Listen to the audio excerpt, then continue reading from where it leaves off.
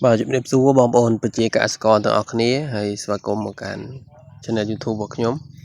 thằng này nhóm và hai mũi tẹt tông cho mũi nâng bật chế cái tê nông ca tròn trơn từ sọ mình thay trơn từ sọ thế sẽ đẩy cua mà rẻ từ lái câu bia đôi tạc này đá hơi đi xa dương sập thằng ấy dương phở bẻ và pon từ nọ tức hay đừng kẹo cả su chẳng nằm bay ban tên là Paul lõ bom ồn cô tài prao chỉ lẹ cái nào bật chế cái tê mà chốt dương miền sầm nành trơn hay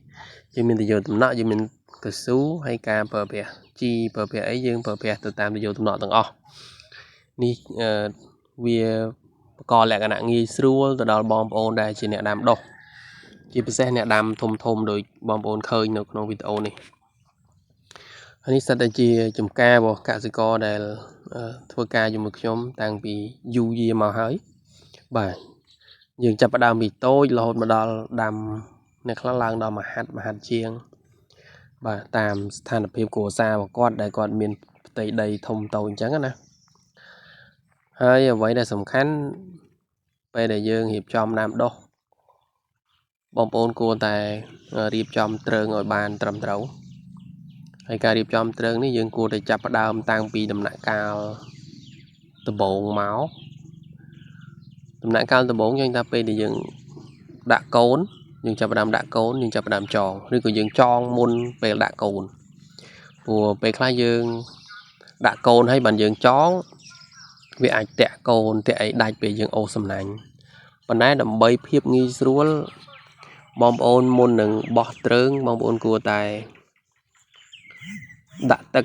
នៅលើរងនោះវាបានជោគរយៈពេលមួយអាទិត្យអីមកដើម្បីឲ្យដីផុយងាយស្រួលក្នុងការយើងចាប់ផ្ដើមបោះគល់អាស័យ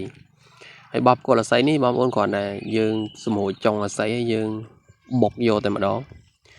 យើងអាចប្រើកម្លាំងតិចហើយយើងបុកយកទៅវាលឿនហើយស្រួលហើយបងប្អូនមួយចំនួនគាត់ប្រើប្រភេទមានដែកផ្លូវទេសដែកអីក៏ល្អដែរមិនតែវារៀងយូរបន្តិចហើយបើនិយាយពីការជាប់លាប់វាមិនខុសគ្នាទេពេលខ្លះបងប្អូនខ្លះគាត់ប្រើដែកផ្លូវទេសបុកប៉ុន្តែដីស្ងួតអញ្ចឹងពេលយើងដាក់អាស័យទៅដាក់ទឹកទៅក៏វាអត់សូវជាប់ដែរប៉ុន្តែបើសិនជាបងប្អូនបានដាក់ទឹកហើយឲ្យវាជោគដល់បានរងហើយបងប្អូនបុកអាស័យទៅជាប់ល្អជាងអានេះជាអ្វីដែលខ្ញុំធ្លាប់ធ្វើហើយបងប្អូនអាចអនុវត្តទៅតាមហើយដល់ឡែកបកគោលសងខាងបកគោលក្បាលរងយើងគួរតែប្រើបកគោលធំធំល្អព្រោះយើងការពារភ្លៀងខ្យល់តែកាលណាយើងភ្លៀងខ្យល់ហើយយើងមិនបានដាក់បកគោលធំធំវាបញ្ហាតាមស្រួលវាអាចអាលុំអញ្ចឹងទៅហើយតើតោមួយខ្សែគោអញ្ចឹងដែរខ្សែគោបងប្អូនអាចប្រើពពួកធំតិចទៅ3លីព្រោះយើងប្រើប្រភេទធំបងប្អូនប្រើបានយូរហើយវាអត់ដាច់អញ្ចឹងក៏វាកាត់បន្ថយចំណាយយើងដែរយើងទិញម្ដងអស់លុយយើងច្រើនមែនប៉ុន្តែ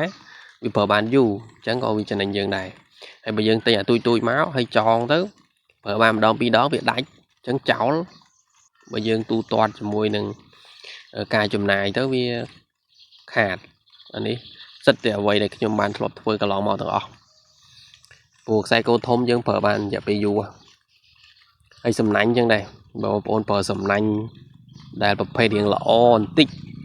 បងប្អូនប្រើទៅបានចាំហុចផុតបាន3ដងនេះវាអត់ដាច់ទេបើយើងប្រើសំណាញ់ដែលអន់យើងដាំតែម្ដងបោចទៅសក់ចេញគឺវាដាច់តាមតងសក់អញ្ចឹងក៏វាជារឿងមួយដែរបាទហើយយើងដឹងហើយកាលណាយើងចងទ្រើងវាមិនងាយចងទេ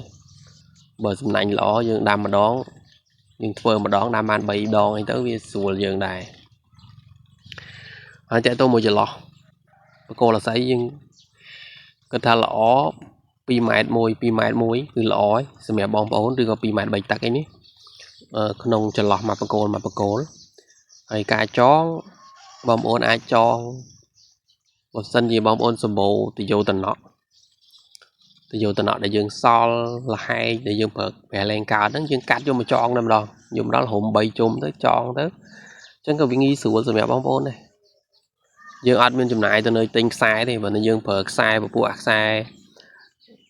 ដុំក្រៅខ្សែដេបាវណា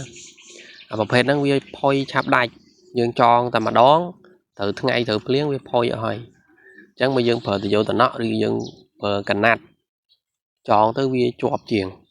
chẳng anh ấy sao ta giờ quay được nhưng mà anh thọp thôi cả lọn máu hay nhưng chọn bài mong ôn tha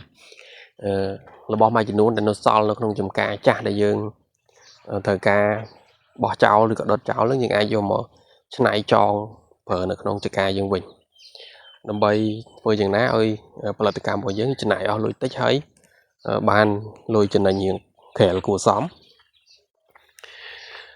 bà hơi tệ tôn rồi môi nâng phải chạy cái tê xem xét nhưng nâng to to bà tốt bom ôn chọn đừng bây giờ với bom ai comment không video nâng máu nhưng nâng ai lực cho thiên là bot làm bày bắt đầu chun bom ôn bà của bê class cần lâu ta chăm nhung tranh video để chăm nữa vậy để bom ôn chọn bán ví dụ anh chẳng này của bê class dương có dư du hay bê class có mình sơ bản và lật video này bài hay ở con chân sẽ mẹ bóng ôn ở tại chỗ của tôi sẽ hay complete cho subscribe rồi gọi chiếu nơi trong channel này làm bây giờ bàn video thay cho tiết tiện tôi một chạy tệ và ở con chân sẽรับcả tam đàn tôi sẽ video trong cái lòng máu hay sân khâm ta bóng ôn ởตัวbàn sẽ mẹ đăng đại chi trong đợt nào lo cho tôi ănวัด ខ្លួនឯង នៅក្នុងចការដើម្បីបានជាប្រយោជន៍បាទអរគុណច្រើនបងប្អូនទាំងអស់គ្នា